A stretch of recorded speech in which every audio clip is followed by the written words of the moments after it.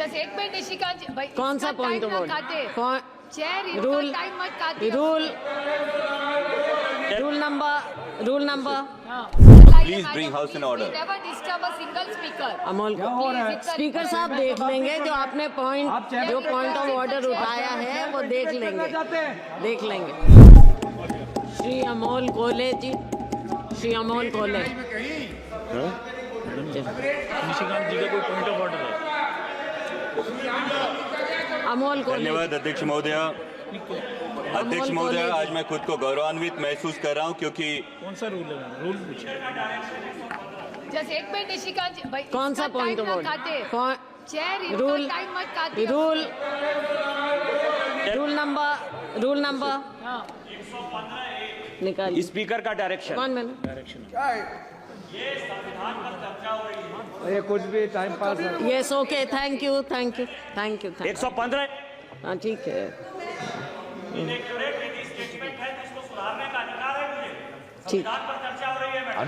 ठीक है स्पीकर साहब देखेंगे। आइए अमोल कॉलेज। Thank you. धन्यवाद अध्यक्ष महोदय। अमोल कॉलेज। स्पीकर साहब देख लेंगे जो आपने कहा है। स्पीकर साहब देखेंगे जो आपने कहा है। ठीक है। धन्यवाद अध्यक्ष महोदय। अध्यक्ष महोदय, आज मैं खुद को गौरवान्वित महसूस कर रहा हूं क्योंकि आज मुझे एक ऐसे ऑर्डर लाओ यार। I don't start before.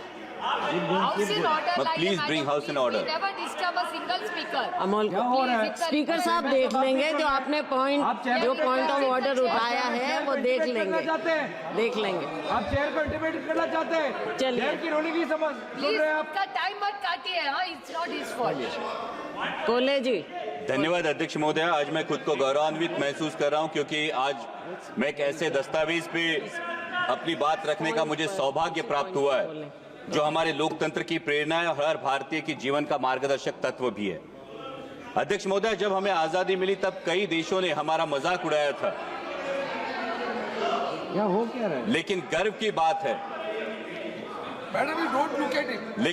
बात है कि इतना खंडप्राय देश होने के बावजूद आज हम विश्व के सबसे बड़े लोकतंत्र के रूप में लगातार प्रगति की ऊंचाइयों को छू रहे हैं और इसका एक प्रमुख कारण है संविधान, जो हमें व्यक्ति केंद्रित नहीं बल्कि राष्ट्र समर्पित होने की सीख देता है।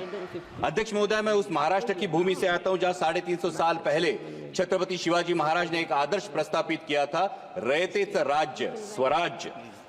छत्रपति शिवाजी महाराज के स्वराज से ज्यादा वैभवशाली, ज्यादा बड़े कई साम्राज्य निर्माण हुए और हस्तगत भी हुए, लेकिन आज भी 350 साल बाद छत्रपति शिवाजी महाराज के स्वराज का नाम लिया तो हमारा भी सीना 56 इंच का होता है और इसका कारण है छत्रपति शिवाजी महाराज के स्वराज को मिला नैतिक अधिष्ठान और वही प्रेरणा संविधान में भी प्रतीत होती है। समता, बंधुता और स्वतंत्रता के नैतिक अधिष्ठान पर मानव का उत्थान और मानवता का कल्याण, और इसीलिए संविधान के निर्माण में योगदान देने वाले हर उस व्यक्ति के प्रति मैं कृतज्ञता व्यक्त करता हूं और उन्हें आदरपूर्वक नमन करता हूं।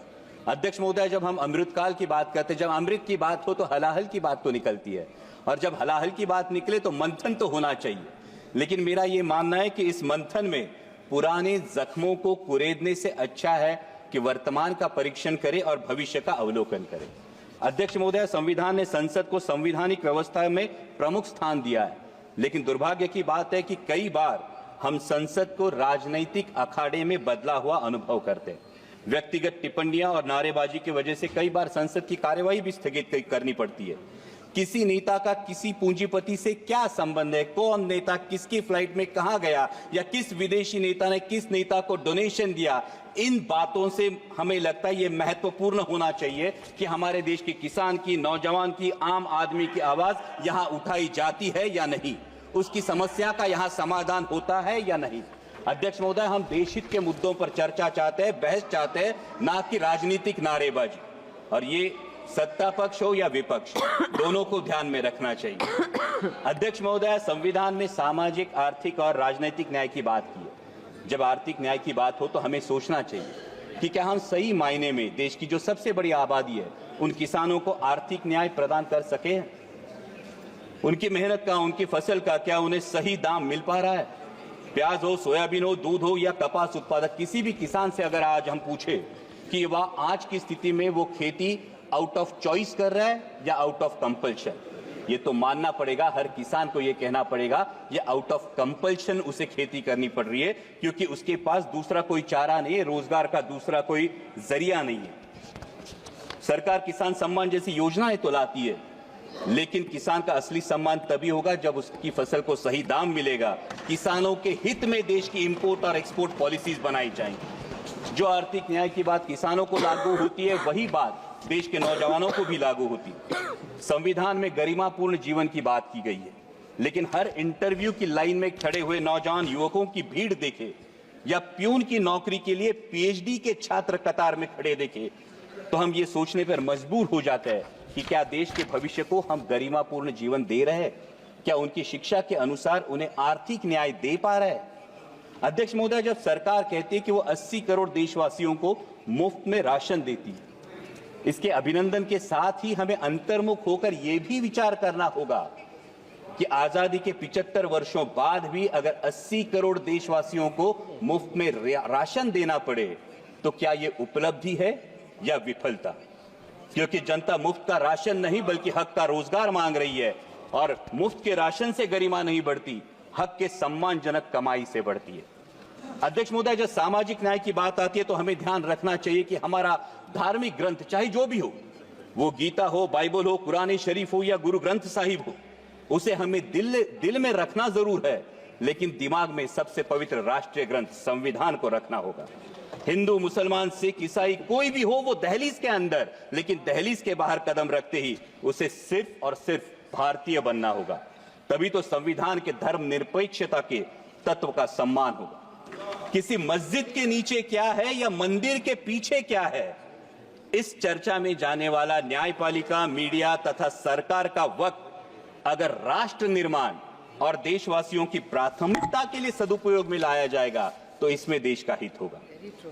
अध्यक्ष महोदय, हमारा संविधान हमें असहमति की भी अनुमति देता है, लेकिन वर्तमान में कुछ तत्व सरकार से असहमति रखने वालों को देशद्रोही करार देने लगते हैं। अध्यक्ष महोदय, क्या ये असहमति के तत्व का सम्मान है?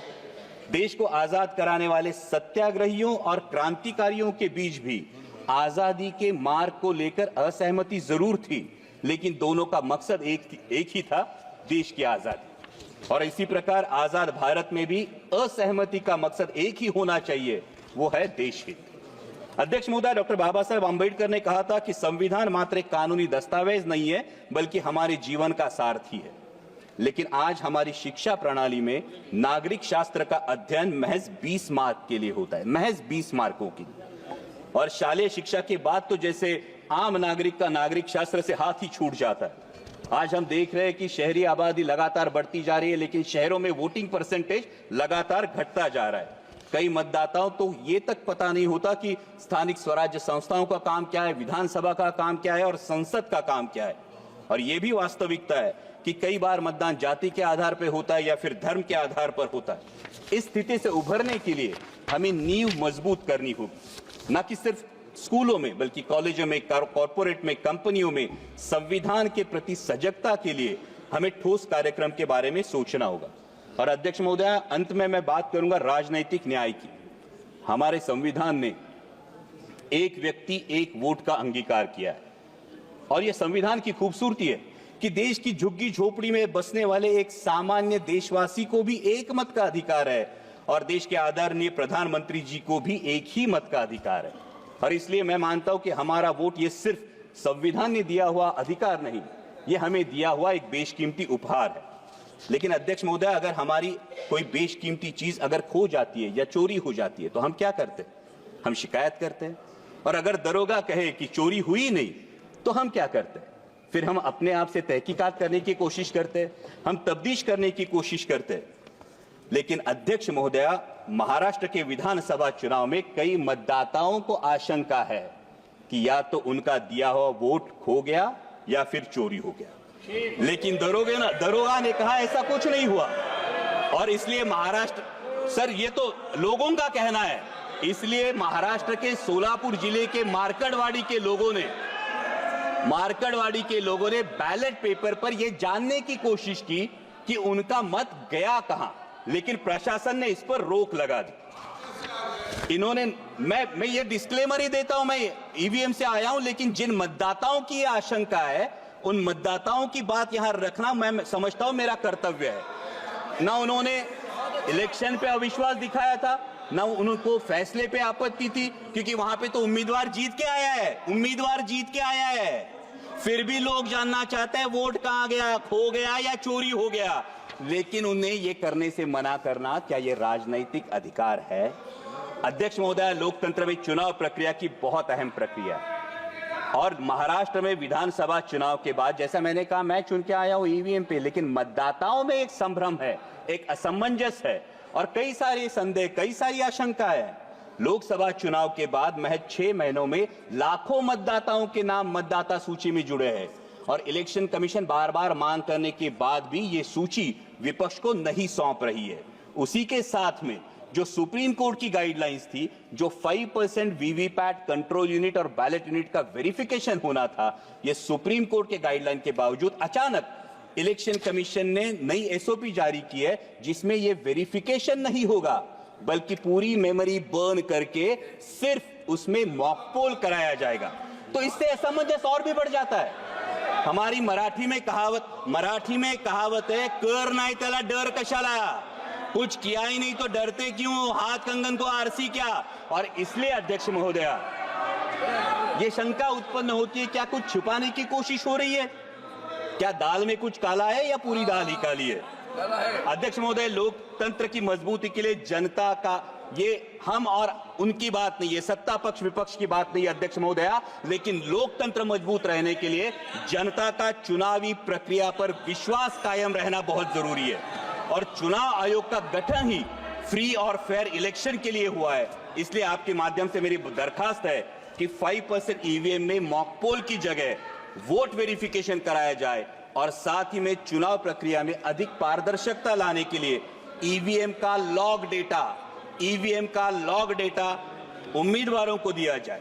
अध्यक्ष महोदय, ये तो मानना पड़ेगा कि अध्यक्ष महोदय, ये तो मानना पड़ेगा कि चुनाव आयोग मतदाताओं की सुविधाओं के लिए हमेशा जागरूक रहता है, लेकिन जैसे रेस्टोरेंट में जाने के बाद हमारे पास विकल्प होता है कि हमें नॉनवेज खाना है या वेज खाना है, तो मतदाताओं के पास विकल्प क्यों नहीं? उन्हें मतदान बैलेट पेपर से करना है या ईवीएम से करना है?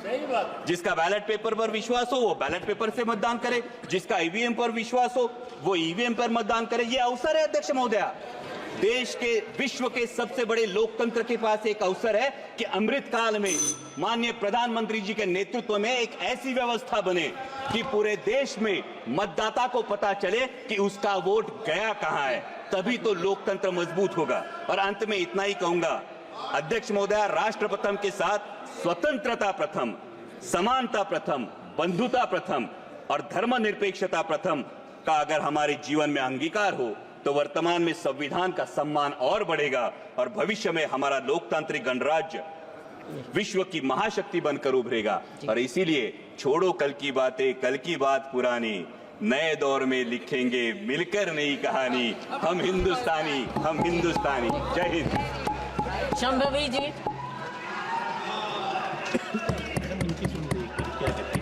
अभी भी बोल रहे हैं। धन्यवाद।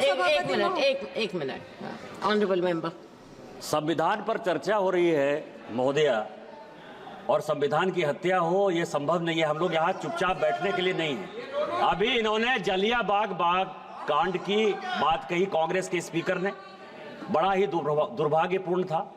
उसमें जो मारे गए लोग, उनके प्रति सभी पूरे देश की सहानुभूति है, लेकिन 115(1) स्पीकर का डायरेक्शन जी कि यदि उन्होंने इनकरेक्ट कहा, जलियांवाला बाग ट्रस्ट की चेयरमैन, आप लिखित में दे दीजिएगा स्पीकर साहब। लिखित नहीं है, वो कांग्रेस हमेशा रही है, कांग्रेस का अध्यक्ष रहा है।